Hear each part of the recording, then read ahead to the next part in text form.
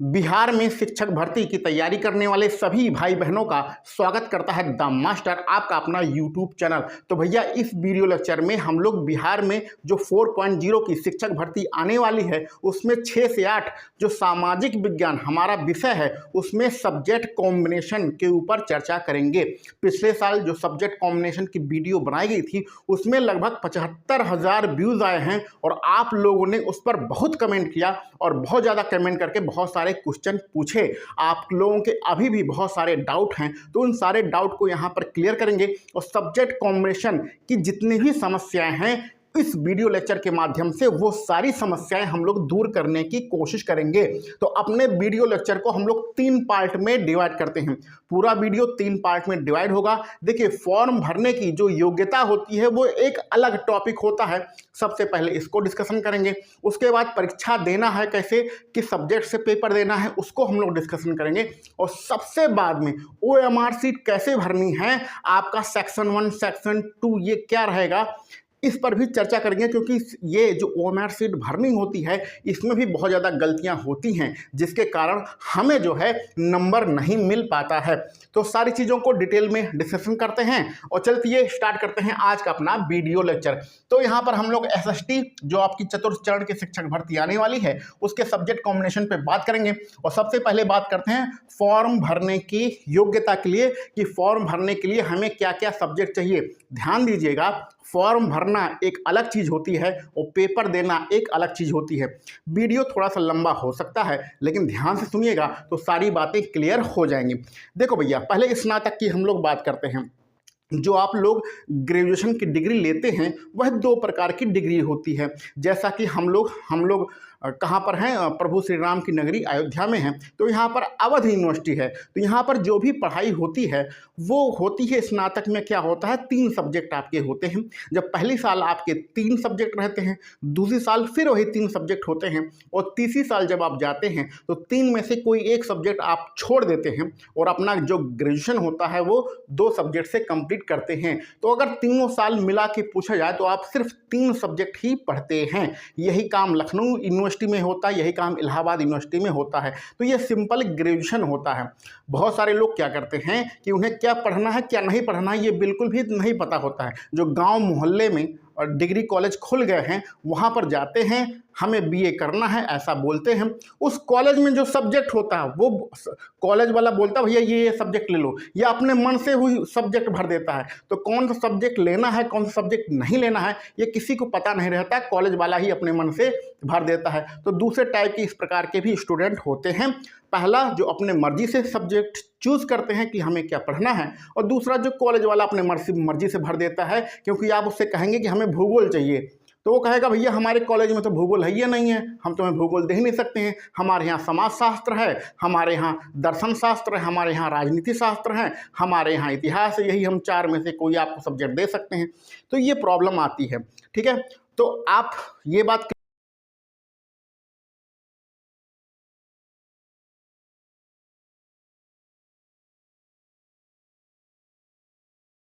Clear हो गया। पहले टाइप का ग्रेजुएशन ये होता है। दूसरे टाइप का ग्रेजुएशन क्या होता है कि जो पिछले साल हमने सब्जेक्ट कॉम्बिनेशन की वीडियो बनाई थी उसमें बहुतेरे कमेंट आए, बहुत सारे लोगों ने अपनी जो है मार्कशीट भी भेजी व्हाट्सएप पर। तब हमें पता चला कि भैया ग्रेजुएशन में कुछ यूनिवर्सिटी ऐसी होती हैं जो सेमेस्टर वाइज पढ़ाई कराती हैं और सेमेस्टर वाइज पढ़ाई कराने के बाद वहाँ पर होता ये है कि 3 साल में कम से कम 7-8 सब्जेक्ट पढ़ा देती हैं। मतलब कि इतिहास के साथ वो हिंदी भी पढ़ा देंगी, इतिहास भूगोल के साथ आपको अंग्रेजी भी पढ़ा देंगी। तो ऐसे ऐसे सेमेस्टर वाइज पढ़ाई होगी और लगभग जो आपका तीनों साल पूर्णांक बनता है 1500, उसमें पता चला 50 नंबर का हिंदी पढ़ा रहे हैं, 50 नंबर की अंग्रेजी पढ़ा रहे हैं और उसमें इकोनॉमिक्स 50 नंबर की पढ़ा रहे हैं, 200 नंबर का इतिहास पढ़ा रहे हैं। तो ऐसे ऐसे आपको 10-15 सब्जेक्ट पढ़ा दिए जाते हैं। तो ये दूसरे टाइप की आपकी डिग्री होती है। ठीक है, तो 2 टाइप की आपकी स्नातक की डिग्री हो गई, ये आपको क्लियर हो गया। नोटिफिकेशन में कहीं भी नहीं लिखा है कि आपको कितने साल पढ़ना है। तो चाहे पहले टाइप की स्नातक में आपने 1 साल पढ़ा हो, 2 साल पढ़ा हो, कोई फ़र्क नहीं पड़ेगा, आप फॉर्म भर सकते हो। और दूसरे टाइप का जहाँ पर आपने इस प्रकार की डिग्री ली है जिसमें सेमेस्टर वाइज होती हैं और आपको 10-15 सब्जेक्ट पढ़ाए जाते हैं, वहाँ पर आपने कितने सेमेस्टर पढ़ा है तब भी आपको कोई फ़र्क नहीं पड़ेगा। यानी कुल मिला के आपके मार्कशीट में ये जो 9 सब्जेक्ट लिखे हैं, इन 9 में से कोई 2 सब्जेक्ट आपके होने चाहिए। कौन कौन से 9 सब्जेक्ट हैं? इतिहास है, भूगोल है, राजनीति शास्त्र है, दर्शन शास्त्र है, अर्थशास्त्र है, वाणिज्य है, मनोविज्ञान है, समाज शास्त्र है और गृह विज्ञान है। ये टोटल 9 सब्जेक्ट हो गए। आपको ध्यान देना है कि 9 में से आपकी मार्कशीट में कोई 2 सब्जेक्ट लिखे होने चाहिए। ध्यान दीजिएगा, इसमें शिक्षा शास्त्र नहीं है, आपका जो एजुकेशन सब्जेक्ट होता है बीए में वो यहाँ पर नहीं है। तो कुल मिला के ऐसे लोग जो क्वेश्चन पूछते हैं कि एजुकेशन है तो क्या वो सामाजिक विज्ञान में काउंट होगा, तो एजुकेशन सब्जेक्ट यानी शिक्षा शास्त्र आपका सामाजिक विज्ञान में नहीं आता है इस नोटिफिकेशन के अनुसार। तो हमने बताया 2 टाइप के आपके स्नातक की डिग्री होती हैं, जिसमें पहले टाइप में 3 सब्जेक्ट होते हैं, दूसरे टाइप में सेमेस्टर वाइज पढ़ाई होगी और आपके 7, 8, 10 सब्जेक्ट होते हैं। तो कोई फर्क नहीं पड़ता है आपने कितने सेमेस्टर पढ़ा है, आपने कितने साल पढ़ा है, आपने सिर्फ 2 सब्जेक्ट पढ़ा हो, किसी भी वर्ष में पढ़ा हो, कितने भी साल पढ़ा हो, किसी भी सेमेस्टर में पढ़ा हो, इन 9 में से कोई 2 सब्जेक्ट आपका होना चाहिए, तो आप फॉर्म भरने की योग्यता रखते हैं। ये बात क्लियर हो गई, सबको क्लियर हो गई। इन 9 में से सिर्फ 2 सब्जेक्ट आपके पास होना चाहिए, तो आपके पास फॉर्म भरने की योग्यता है। ठीक है, अभी आपने क्या किया, सिर्फ फॉर्म भरा है। क्लियर? तो यहाँ पर ये डाउट क्लियर हो गया आपका।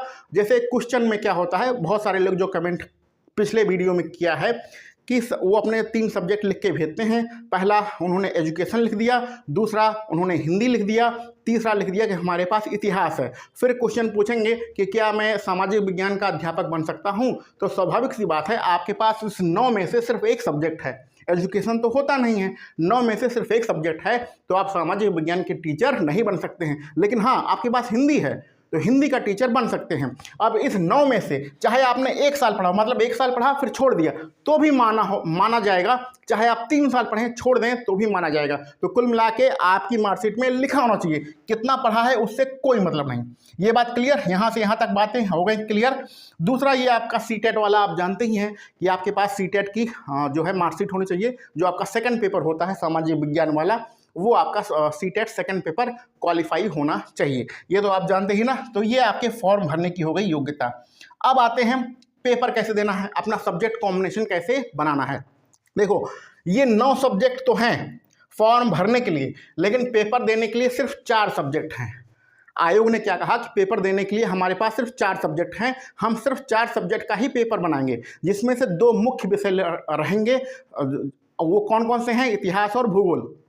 इतिहास और भूगोल हमारे मुख्य विषय होंगे, और नागरिक शास्त्र और आपका अर्थशास्त्र, ये जो हमारा नागरिक शास्त्र को हम लोग राजनीति शास्त्र भी कहते हैं। देखिए, बार बार हमारे मुंह से निकल रहा है, ये यहाँ पर राजनीति शास्त्र लिखा है और यहाँ पर नागरिक शास्त्र लिखा है, दोनों एक ही चीज़ हैं। ये थोड़ा अलग अलग लिख दिया है, इसको राजनीति शास्त्र ही समझिएगा। तो राजनीति शास्त्र और नागरिक शास्त्र एक ही चीज़ होती है। तो अगर हमारे मुंह से नागरिक शास्त्र निकल जाए तो उसको आप जो है राजनीति शास्त्र ही समझिएगा। ठीक है, ये दोनों एक चीज़ है, अलग अलग नहीं है, कंफ्यूज मत होइएगा। ठीक है, तो कहने का मतलब 2 आपके मुख्य विषय होना चाहिए परीक्षा देने के लिए, इतिहास और भूगोल, और 2 वैकल्पिक विषय होते हैं अर्थशास्त्र और नागरिक शास्त्र, जिसको हम लोग राजनीति शास्त्र भी कहते हैं। तो आपका सब्जेक्ट कॉम्बिनेशन आपका इस 6 प्रकार से ही बन सकता है। मुख्य विषय को सेक्शन 1 में रखना है और जो दूसरा विषय होगा उसको सेक्शन 2 में रखना है।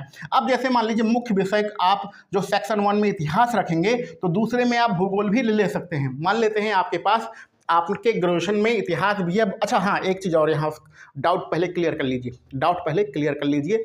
फॉर्म भरना एक अलग चीज़ है, पेपर देना एक अलग चीज़ है। तो ये फॉर्म भरने की योग्यता है। ठीक है, अब जैसे यहाँ पर एक प्रश्न पूछा जाएगा कि सर मेरे पास गृह विज्ञान है और मेरे पास समाजशास्त्र है, ये 2 सब्जेक्ट तो मेरा मिल रहा है, क्या मैं फॉर्म भर सकता हूँ? तो जी हाँ भैया, आप फॉर्म भर सकते हैं। फिर क्वेश्चन पूछा जाएगा सर मैं पेपर किस में दूंगा? तो देखो, फॉर्म भरना और पेपर देना अलग बात है, तो आप इन 6 में से कोई भी कॉम्बिनेशन चूज कर सकते हैं।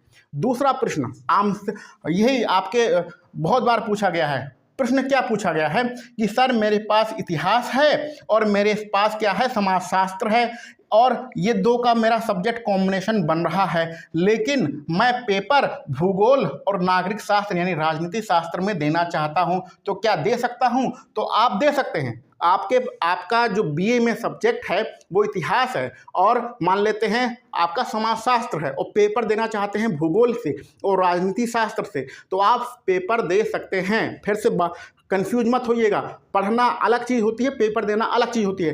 पेपर आप किसी भी सब्जेक्ट में दे सकते हैं, जो आपने स्नातक में पढ़ा है उसको छोड़कर किसी दूसरे सब्जेक्ट में आप पेपर दे सकते हैं। बात क्लियर हो गई? ये बहुत बड़ा डाउट था जो कि यहाँ पर क्लियर हो गया।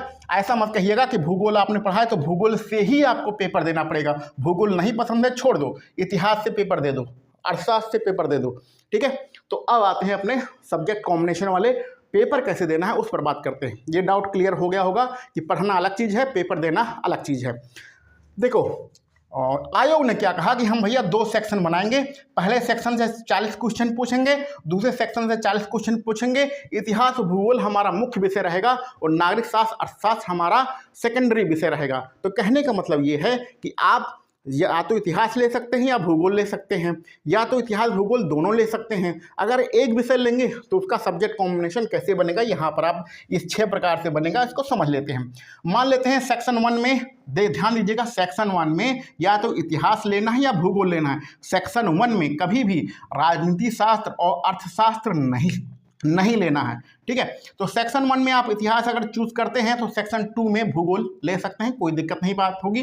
सेक्शन 1 में अगर आपको इतिहास पसंद है तो सेक्शन 2 में नागरिक शास्त्र, इसको हम लोग राजनीति शास्त्र भी कहते हैं, इसको भी ले सकते हैं। सेक्शन 1 में अगर इतिहास लेते हैं तो सेक्शन 2 में अर्थशास्त्र ले सकते हैं। सेक्शन 1 में अगर आप भूगोल आपको मान लो पसंद है तो भूगोल को नंबर 1 पे रखना है, और आप उसके साथ इतिहास भी ले सकते हैं। इसको जरा ध्यान से देखिएगा, ये अपोजिट हो गया।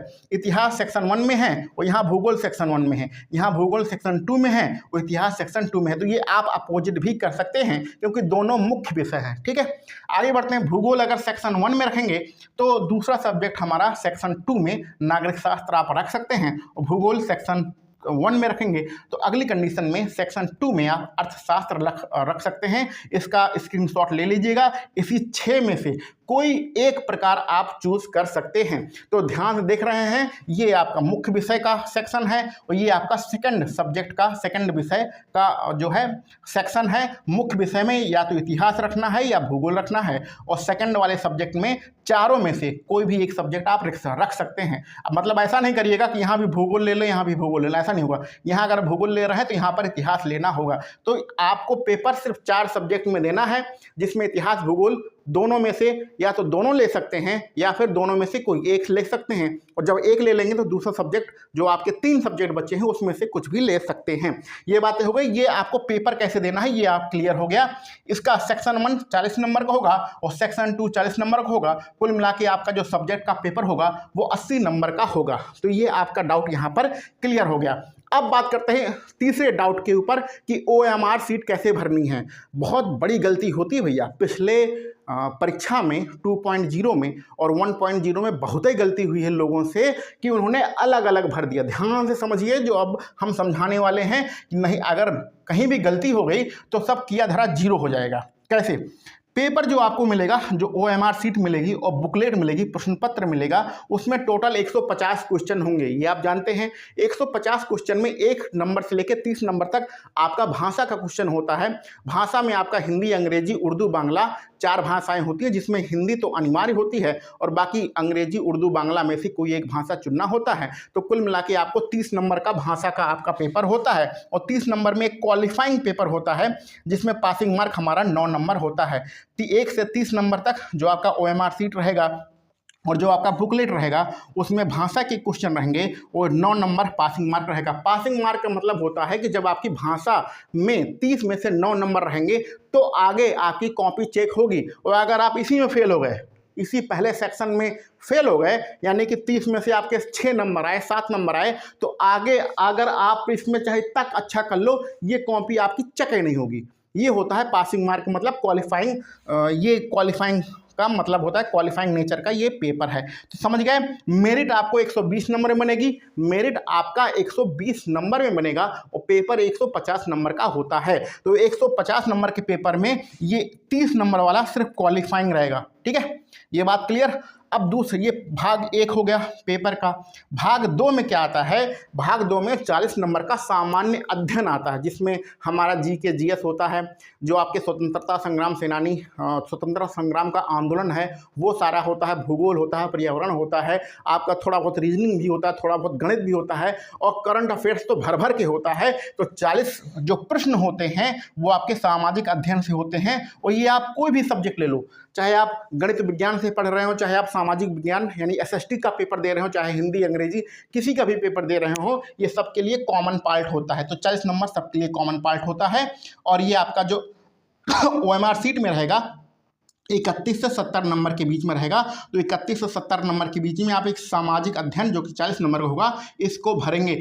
अब यहाँ पर सबसे मेन इंपॉर्टेंट समझने वाली बात है, 70 नंबर तक आपने ओएमआर सीट में भर दिया, बुकलेट से क्वेश्चन पढ़ पढ़ के 70 नंबर ओएमआर सीट में भर दिया। अब हमें भरना है 71 से 110 40 क्वेश्चन और 111 से 150 40 क्वेश्चन, ये हमें भरना है। ध्यान दीजिएगा, सेक्शन 1 जो भरेंगे वो ओएमआर सीट में 71 से 110 के बीच में भरेंगे। सेक्शन 1 देखिए, ये आपने सब्जेक्ट चूज किया है। अभी हम बताएंगे इसमें सबसे आसान कौन सा है, सबसे ज़्यादा किस में नंबर आते हैं, उस चीज़ को भी बताएंगे, लेकिन थोड़ा रुकिए पहले। सेक्शन 1 को 71 से 110 के बीच में भरना है और सेक्शन 2 का जो सब्जेक्ट होगा वो 111 से 150 के बीच में भरना है। कुल मिला के पहला सेक्शन 40 नंबर, दूसरा सेक्शन 40 नंबर, कुल मिला के 80 आपके नंबर यहाँ बनेंगे। 70 यहाँ तक आपने सॉल्व किया, 80 यहाँ पर आपने सॉल्व किया, 150 आपके सॉल्व हो गए, आपकी मेरिट 120 में बनेगी और ये आपका क्वालिफाइंग रहेगा। अब ध्यान से समझने वाली बात है, गलती कहाँ पर होती है। देखो भैया, जो आपको बुकलेट मिलेगी उसमें ऐसा नहीं है कि आपने मान ली इतिहास और भूगोल चूज किया है तो आपको इतिहास के 40 प्रश्न मिलेंगे और भूगोल के 40 प्रश्न मिलेंगे, ऐसा नहीं होता है। जो आयोग पेपर बनाएगा वो 40 क्वेश्चन इतिहास के बनाएगा, 40 क्वेश्चन भूगोल के बनाएगा, 40 क्वेश्चन राजनीति शास्त्र के बनाएगा और 40 क्वेश्चन अर्थशास्त्र के बनाएगा। तो कुल मिला के चारों सब्जेक्ट के 40-40 प्रश्न वह बनाएगा। अब ओएमआर सीट और बुकलेट में क्या अंतर है, ध्यान से देखिएगा, नहीं तो गलती बहुत ज़्यादा हो सकती है। जैसे कि मान लेते हैं आपने ये वाला ऑप्शन चूज किया है कि भैया पहला सेक्शन आपने जो लिया है वो भूगोल लिया है, दूसरा सेक्शन यानी दूसरा सब्जेक्ट जो लिया है वह इतिहास लिया है। मान लेते हैं ये आपने कॉलम चूज किया है, ठीक है। तो इसका मतलब है कि भूगोल आपको जो भरना है वो 71 से 110 नंबर पे भरना है और इतिहास जो दूसरा सब्जेक्ट भरना है वो 111 से 150 नंबर की जो ओएमआर रहेगी उसमें भरना है। लेकिन गलती क्या होती है, गलती ध्यान समझिएगा, गलती ये होती है कि जैसे मान लीजिए जो आपको बुकलेट मिली उसमें पहले इतिहास के 40 प्रश्न दे दिए गए, दूसरे नंबर पे भूगोल के 40 प्रश्न दे दिए गए, तीसरे नंबर पे राजनीति शास्त्र के 40 प्रश्न दे दिए गए और चौथे नंबर पे अर्थशास्त्र के 40 प्रश्न दे दिए गए। तो ओएमआर सीट में पहले इतिहास दिया है 40 प्रश्न, तो आपने क्या किया, जल्दीबाजी में आपने बढ़िया इतिहास के 40 प्रश्न सॉल्व किए और उसको सेक्शन 1 में भर दिया, यानी 71 से 110 नंबर में भर दिया, बढ़िया गोला वोला लगा के बढ़िया भर दिया। और फिर ओएम आपकी जो बुकलेट है उसमें फिर आगे क्रम में भूगोल के क्वेश्चन दिए गए हैं 40 प्रश्न और सेक्शन 2 में आपने भूगोल भर दिया, 111 से 150 नंबर के बीच में आपने भूगोल भर दिया। इतिहास और भूगोल 80 प्रश्न आपने भर दिए और आप बड़े खुश हैं कि मेरा तो सिलेक्शन हो गया, मेरा पेपर बहुत बढ़िया आया है, हमने तो गजब कर दिया। लेकिन गजब नहीं किया आपने गलती कर दिया। आपने ये वाला सेक्शन फॉर्म भरते समय जो आपकी एडमिट कार्ड आएगा उसको चूज करते समय आपने ये वाला सेक्शन चूज किया था। क्वेश्चन तो आपने सही किया, लेकिन सेक्शन 1 में भूगोल था और सेक्शन 2 में आपका इतिहास था, तो भूगोल सेक्शन 1 में भरना था। भले ही क्वेश्चन पेपर बुकलेट में आपको इतिहास पहले दिया था, इससे कोई मतलब नहीं था, भूगोल आपको पहले चूज करना था और आपने भर दिया भूगोल यहाँ पर और भरना था भूगोल यहाँ पर। यही आपका क्रम हो गया गड़बड़। तो जब क्रम गड़बड़ हो गया तो आपने तो बहुत सही करके आए, लेकिन कॉपी हो गई अलग तरीके से चेक और आप हो गए फेल। ठीक है। तो ये काम बिल्कुल भी नहीं कर रहा है। यही सेक्शन का अहमियत है कि जो सेक्शन चूज करेंगे, जो सब्जेक्ट सेक्शन फर्स्ट में चूज करेंगे उसको 71 से 10 पे भरना है, और जो सब्जेक्ट सेक्शन सेकंड में चूज करेंगे उसको 111 से 150 के बीच में भरना है।